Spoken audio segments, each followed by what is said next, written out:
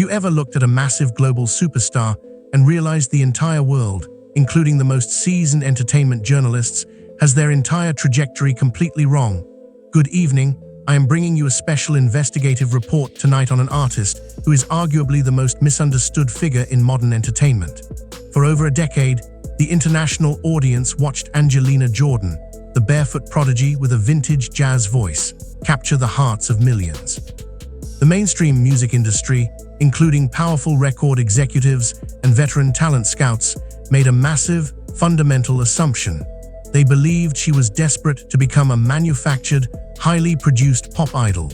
When she first hit the mainstream American market, everyone expected her to eagerly follow the standard corporate playbook. Major labels offered incredibly lucrative contracts, fully expecting her to trade her soulful, timeless tone for catchy, auto-tuned viral hits designed for social media algorithms. However, our 2026 updates reveal a shocking truth that completely shatters that illusion. She quietly orchestrated a massive departure from the corporate machine, choosing the incredibly difficult path of absolute independence over guaranteed millions.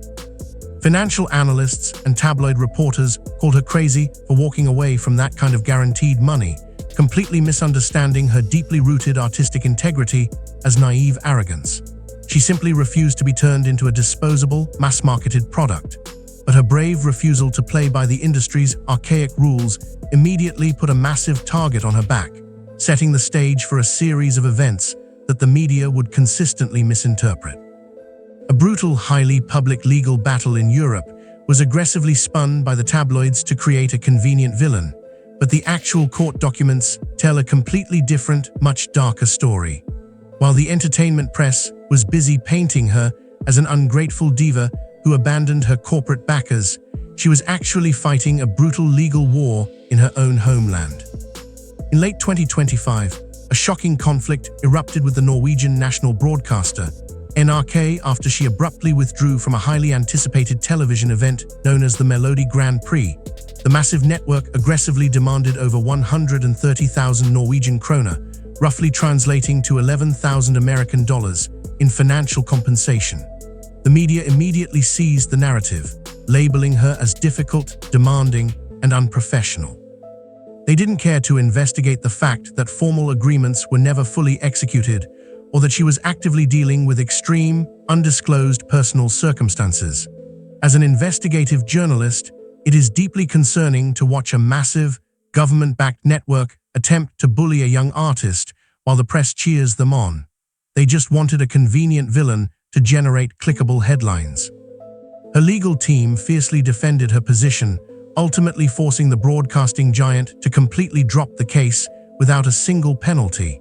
However, the immense damage to her public image was already done. The press completely misunderstood her firm boundaries as arrogance, and what the media entirely missed during this chaotic legal circus would soon change the narrative completely. When a global celebrity vanishes without a trace, the digital public immediately assumes the absolute worst, completely ignoring the terrifying reality happening behind heavily guarded closed doors. The sudden and total disappearance that everyone in the media mistook for a massive career collapse was actually a terrifying high-stakes fight for basic human survival. Right around the exact time of her highly publicized television withdrawal, severe and highly classified security warnings surfaced. The intense global spotlight she had commanded for years had unfortunately attracted a highly dangerous element, forcing her management team into extreme safety lockdowns. At the exact same time, devastating, uncontrollable environmental wildfires ravaged her specific region in Los Angeles, California. She was forced entirely off the grid to protect her physical well-being and the lives of her family members.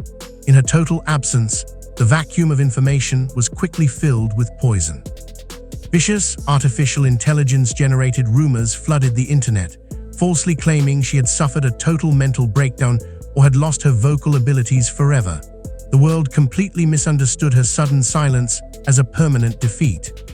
As reporters, we witnessed a masterclass in digital exploitation, where an artist was unable to defend herself because doing so would compromise her highly secure location. The tabloids spun a narrative of a tragic fallen star, completely missing the fact that this wasn't a breakdown at all. It was a highly disciplined, tactical retreat. But what she was actually doing while hiding in the shadows would eventually shock everyone who doubted her. While industry critics and rival executives loudly whispered that she was completely lost without a major label backing her, she was secretly engineering the most profound creative resurrection of the decade. Industry insiders assumed that her forced isolation meant the end of her career, but they fundamentally misunderstood how a true visionary operates under pressure. Locked away during her terrifying exile, Angelina wasn't crying over lost corporate contracts or the vicious online rumors. Instead, she was diving incredibly deep into the brilliant, private journals and poetry of her own grandmother, Murray Zamani.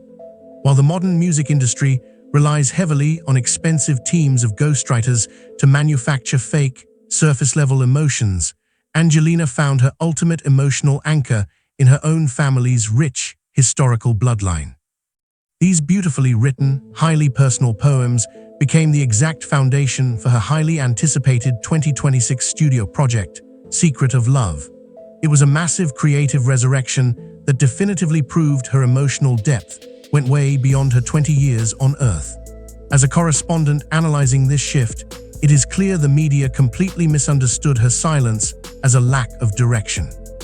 In reality, she was meticulously crafting an incredibly deep jazz fusion masterpiece that corporate boardroom executives could never possibly replicate. She was translating generational wisdom into a modern sonic landscape, turning her darkest period of isolation into her greatest artistic triumph. And she was about to take that profound, misunderstood depth to a place no one in the entertainment industry ever expected. When a 20-year-old independent artist books the most legendary stage in Las Vegas and immediately bans all smartphones, the media is incredibly quick to label it a massive, arrogant ego trip.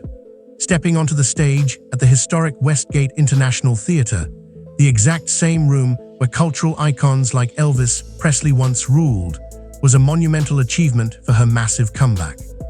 But it was her absolute, uncompromising ban on mobile phones and recording devices that had everyone in the press talking. Entertainment pundits and critics immediately called her controlling, demanding, and completely out of touch with modern audiences. They entirely misunderstood the assignment and the profound message behind the media blackout. As journalists sitting in that exact theater, we quickly realized she wasn't trying to punish her loyal fans. She was actively trying to rescue them from the relentless digital rat race. She demanded pure, unfiltered human connection, deliberately stripping away the synthetic, constant noise of the modern world. By forcing the audience to actually look her in the eye and experience the raw vibrations of her vintage voice without a glowing digital filter, she elevated the concert into a sacred experience. The industry misunderstood a desperate plea for genuine human presence as a petty diva demand. This highly controversial, widely criticized move actually set the perfect, unbreakable stage for her final, most defiant act yet, proving she understood her audience better than any executive ever could. The ultimate fatal miscalculation by the traditional music industry was looking at this soulful, jazz singer and assuming she didn't know exactly how to build an untouchable corporate empire. The massive critical and commercial success of her deeply personal new music laid the true, undeniable foundation for her independent brand, known as Mossars. The executives who previously tried to mold her fundamentally misunderstood her intellect. By completely retaining her highly valuable master recordings and totally bypassing traditional Hollywood gatekeepers, she proved she wasn't just a generational voice. She was a visionary executive. Top record labels and executives in London and New York are now staring at the digital streaming charts in absolute disbelief, watching a 20-year-old completely outmaneuver their heavily funded, multi-million-dollar marketing campaigns without breaking a single sweat. They initially thought she was just a naive kid they could easily push around and control with a standard contract. To wrap up this investigative report, Angelina Jordan at 20 isn't a tragic tale of a child star gone rogue, nor is she a manufactured product of a greedy industry. She is a fiercely independent powerhouse who expertly used every single media misunderstanding to her absolute advantage. She allowed the tabloids, the corporate executives, and the digital trolls to think whatever they wanted, while she quietly built an untouchable, highly lucrative family-run empire in the background. She has proven to the world that true artistic sovereignty is worth far more than any amount of corporate backing.